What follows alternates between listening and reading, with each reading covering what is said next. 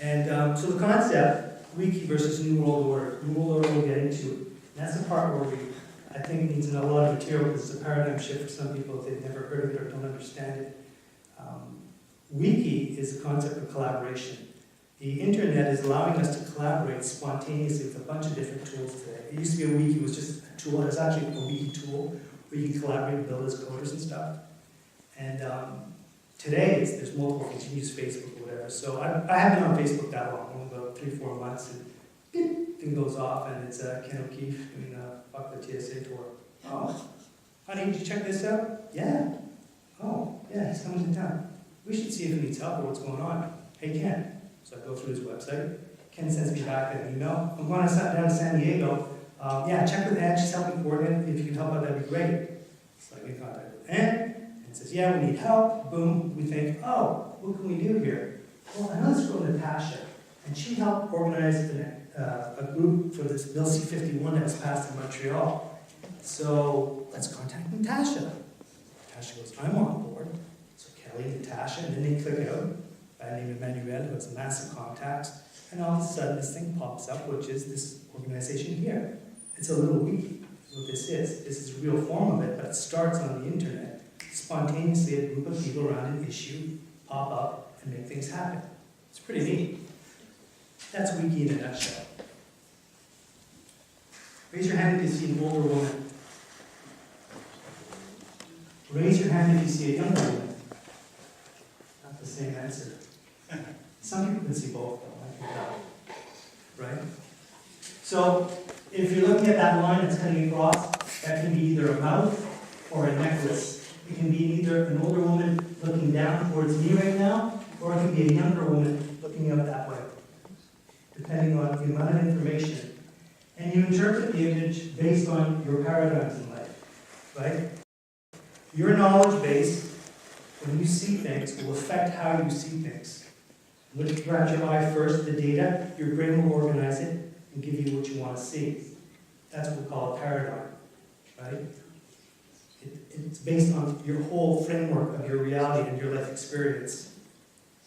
So, there was once a paradigm in Europe, it wasn't all over the world, where the Earth, she was flat, right? The Earth was flat. Copernicus, before dying, said, well, the Earth, she's flat, she's round, we're not center. He did it as he was dying because he knew there'd be ramifications. Galileo, a brilliant scientist, came out and he did it live, and he paid consequences. He was incarcerated and everything else. Why is that? It's just stating a fact. He did an experiment, a couple back to the ground, not the stars moving, we are round. And so the problem is that we have to put ourselves in their place at the time. You're born. When you're born, there's a priest present. When you get married, there's a priest. When you die, there's a priest. Your whole society, the whole economy, everything is based on religion. And the religion has taught you, the structure, the power structure has taught you that they speak to God, and you get your information through them, and they give you access to heaven or hell, right? All control of your whole eternity. Not just your bank account, this account, but they're controlling eternity for you. And they have told you that since they talk to God, they know everything, and they've told you the earth is flat. Now this son of God over here is all of a sudden flipping up and saying it's round. That puts a big problem in the mix, because if that's not right, what else isn't right?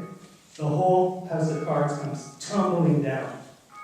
So, as far as I'm concerned, that paradigm shift for those people in those days is the equivalent today of saying 9/11 was an inside job for most of the population, right? You want to take that? Sorry, I'm throwing. So, to me, being a person in that world at that time when you've grown up, people have created this information bubble around you, this perception of the world. And the world is being flat, and some guy's piping up and saying it's round all of a sudden. Total contradiction to all your experience and everything you've told is the same thing we're going up against for people who are now aware that 9/11 isn't right. It wasn't right what we were told. Same deal. Same shift.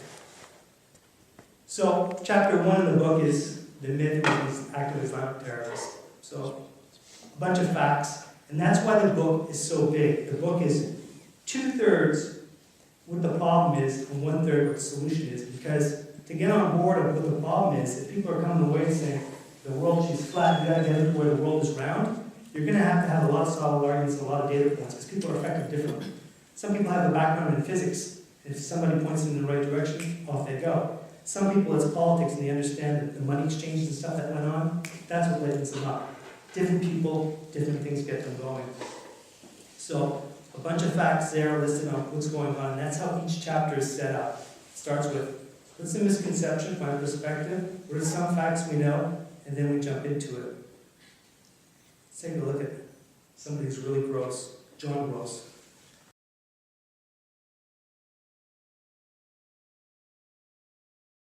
I'm curious about the pool of molten steel that was found in the bottom of the towers.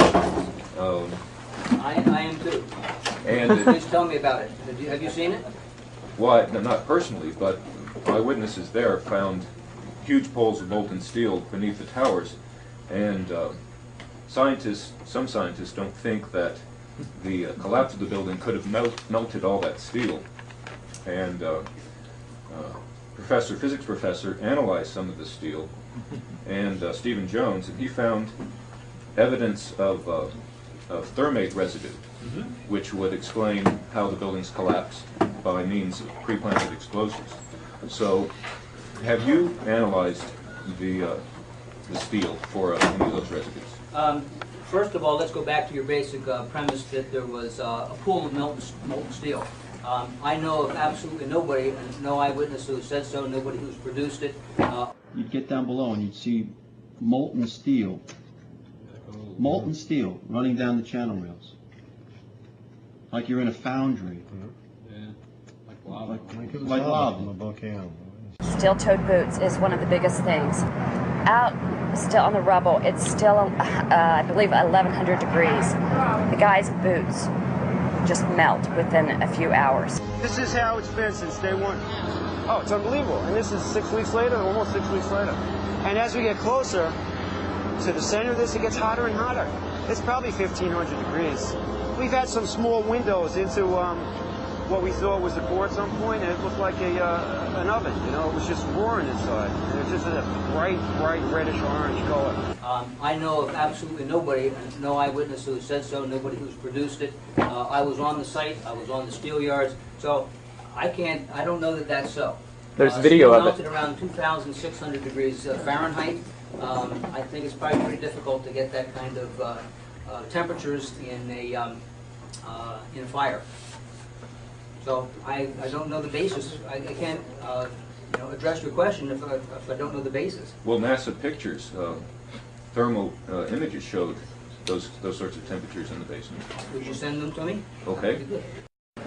I would like to echo a frequently asked question on the NIST.com website regarding World Trade Center 7, in that the report on World Trade Center 7 5 years after collapse has not been released by NIST.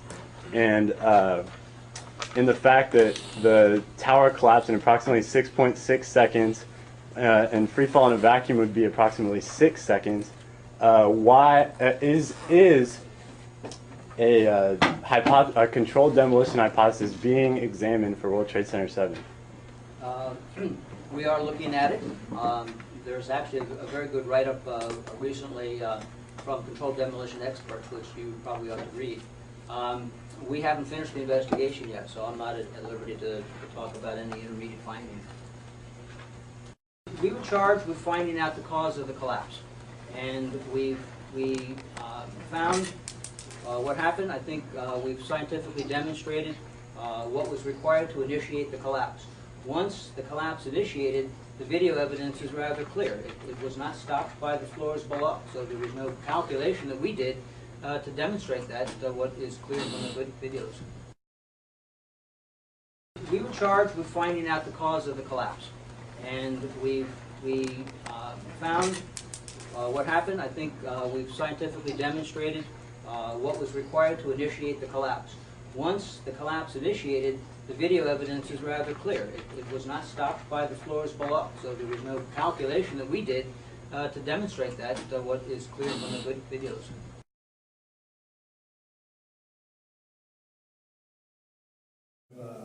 It's scholars, and they just keep doing it. And he's just fumbling for his words because he's lying, you know? But what's fascinating about that video to me is these are University of Texas students. They get together, they get in class, they get phones, whatever. They get on the net, they get the data, they start pulling it all in, and within a group of them, maybe a couple guys, they put something out on YouTube that is so damning, they keep doing it over and over again.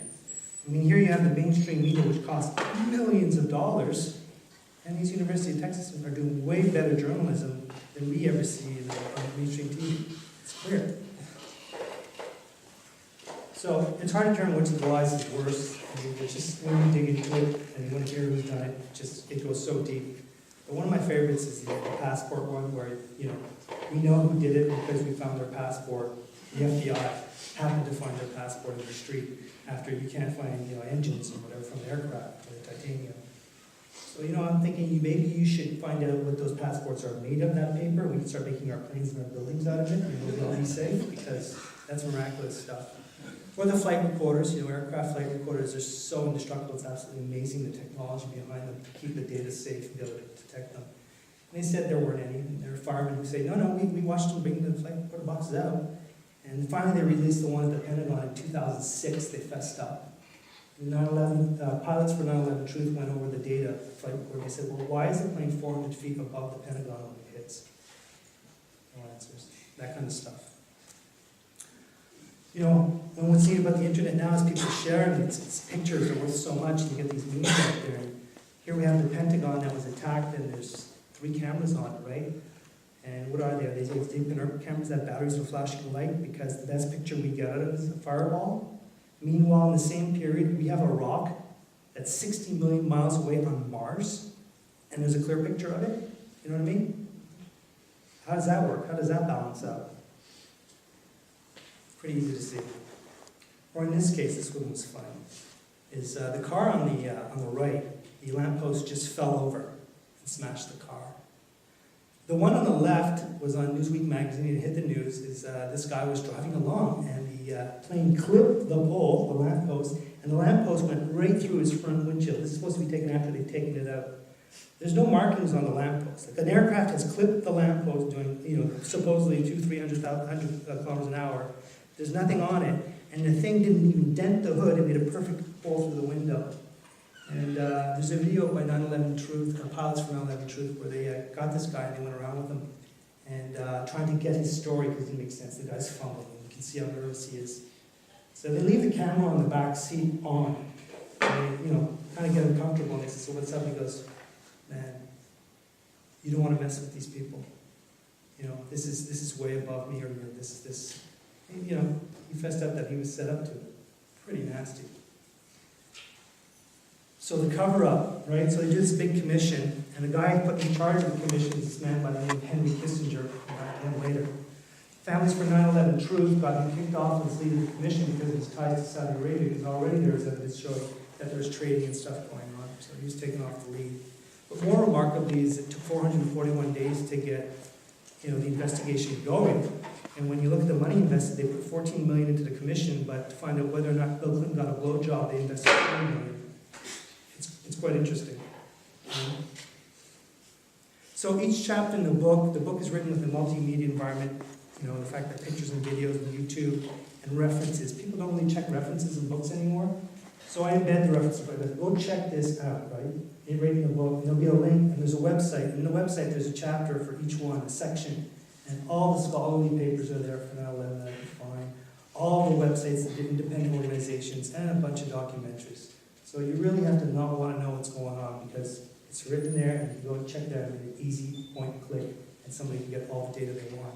Each chapter is done the same.